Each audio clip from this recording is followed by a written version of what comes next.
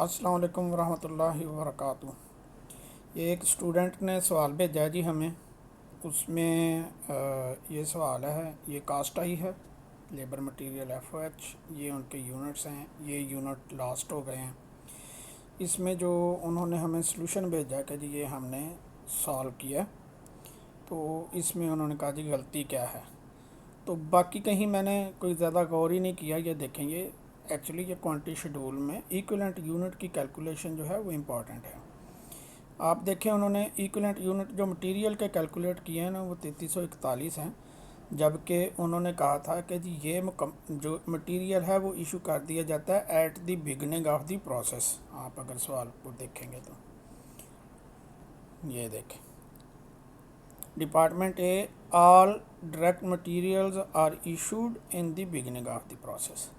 तो मटेरियल जो है वो 100% है, या लिहाजा मटेरियल के जो हैं वो टोटल पीस आ जाएंगे, और इनके जो हैं वो उन्होंने ठीक कैलकुलेट किए हैं। अब जब हम इसको पूरे यूनिट्स पे तकसीम करेंगे तो ये 7 आ जाएगा, 7 आ जाएगा, तो फिर ये 16 रुपये पर का यूनिट कास्ट आ जाएगी। अब दूसरा जो है मैं आपको इसका जो है वो बताता हूँ। इधर ये देखें, ये इक्विवेलेंट यूनिट है, मटेरियल 100% है, जो लेबर के हैं वो 229 यूनिट, तो 2990 यूनिट तो मुकम्मल हो गए, 570 यूनिट 50% कम्प्लीट थे, और 264 यूनिट जो लॉस हो गया वो 25% कम्प्लीट थे for in terms of labour and FOH. तो ये दोनों का 3341 ये अलहदा मैंने इसलिए किए कि इन सबको अलहदा करने की आदत ही रखें। ये कास्ट थी जो प्रोसेस में डली, तो इस कास्ट को जब हम इतने इतने यूनिट्स पे डिवाइड करेंगे तो 16 रुपये हमारी यूनिट कास्ट आ जाएगी।